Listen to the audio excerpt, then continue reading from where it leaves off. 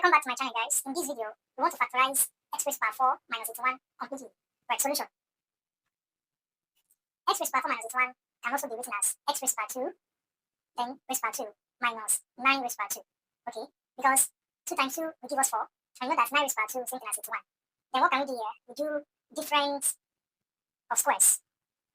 Okay, difference of squares. It means in difference of squares, when we have a raised to power 2 minus b raised to power 2, it will give us a minus b, then a plus b. That's difference of squares, and that's what we are doing here. So here we have x raised to power 2 minus 9, and then we have x raised to power 2 plus 9. Okay, from there, we can also do difference of squares for x raised to power 2 minus 9. And then you have to write it as x raised to power 2 minus, you know that 9 is a raised to power 2, and then we write x raised to power 2 plus 9. So here we're also doing difference of squares, right? So it means this can be written as x minus 3 and x plus 3. Alright, and then we have x raised to power 2 plus 9.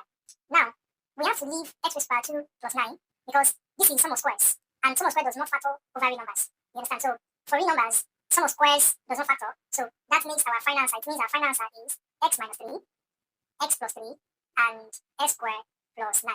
Now, it has been factorized completely. Now, let's try this. Let's try this. Let's factorize completely. Factorize completely.